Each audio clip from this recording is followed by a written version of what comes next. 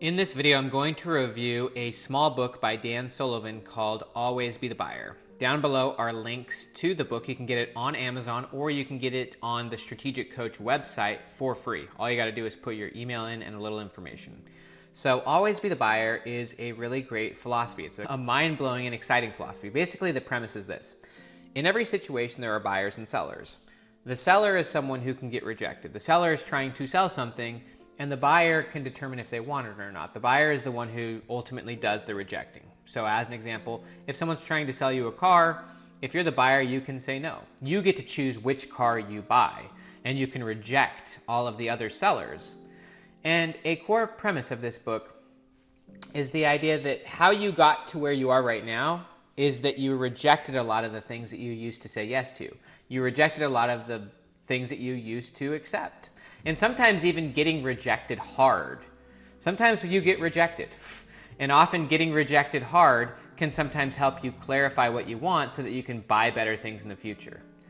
But a great first question is this.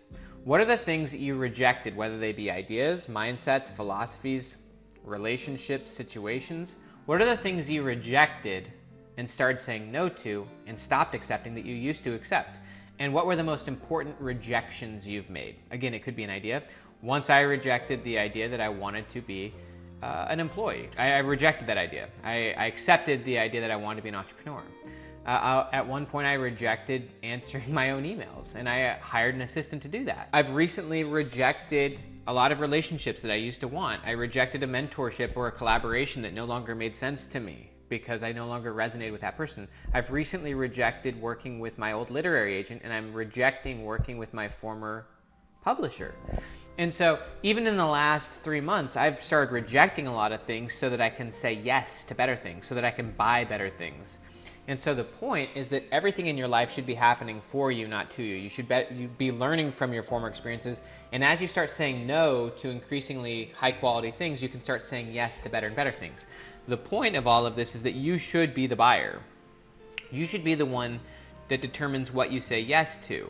And ultimately, as you improve your life, as you increase your results, as you increase your knowledge, your skills, your capability, you'll have the capacity to say yes to better things and no to less important things. You'll be able to courageously say no to things that your former self maybe would have said yes to. Just as an example with me with my old literary agent. I was not resonant with that relationship for over a year before I finally just said, I don't want to be in this relationship anymore. My former self was holding on to it and trying to make it work when inside I knew that I no longer wanted that situation. And if finally, at some point or another, I finally just pulled off the Band-Aid and I courageously said, this no longer works for me. And as you start saying no, and yes, it takes courage. I love the quote from Tim Ferriss. Tim Ferriss said that a person's success in life can often be measured by the uncomfortable conversations they are willing to have. As you start saying no to things that you no longer resonate with, situations, it could be a behavior. It could be how you spend your time. Think about it.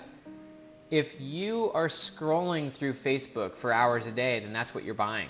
You're always buying something. You're always saying yes to something. You're always placing your attention on something. You're always choosing something. The point, if you're an agency-focused being, is that you start saying yes to better and better things, and you start saying no to things that you used to accept.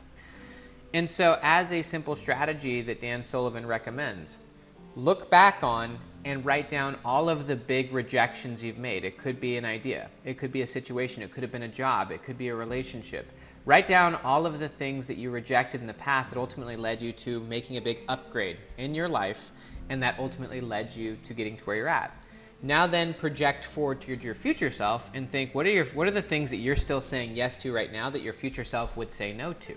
What are the things that your future self would reject that you're still accepting? And as you start thinking about that, you can then start to visualize and imagine better things that you can start saying yes to, better things that you can start being the buyer of.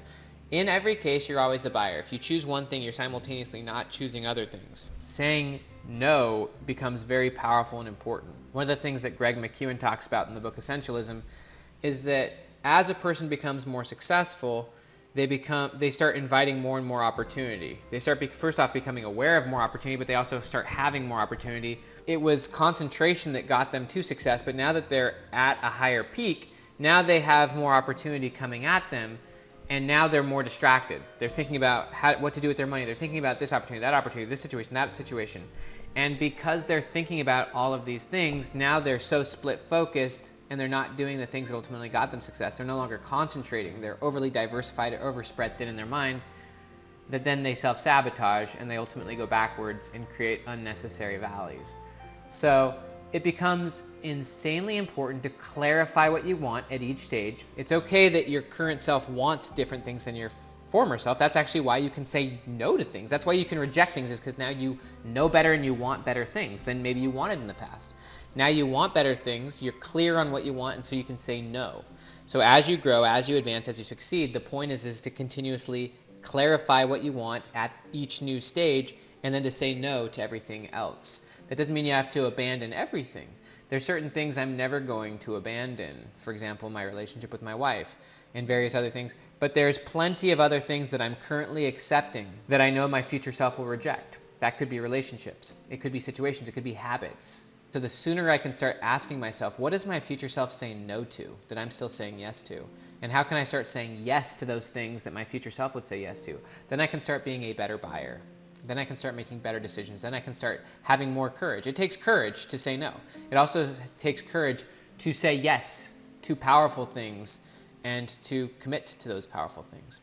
So that is just a brief book review. It's actually a small book, but there's a lot of density. Again, the link down below to the Amazon where you can buy the book, or the link to the Strategic Coach website where you can download Always Be the Buyer. Such a beautiful book, a great book.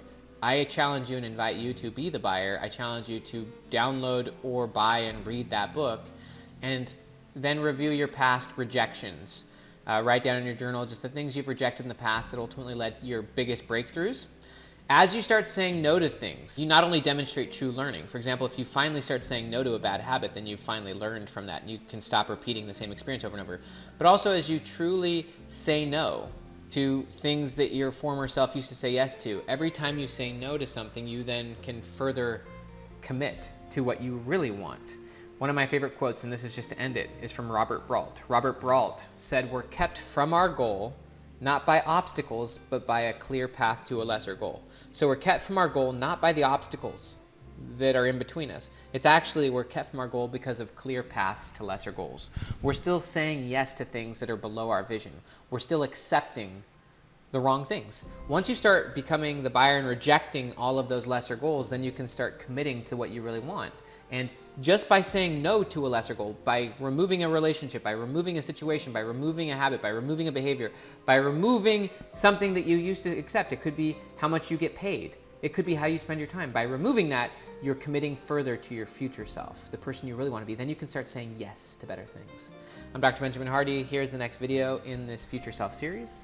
Please watch that next video. Please also like this video. Please give it the thumbs up. That will really help me. And also, please subscribe to this channel.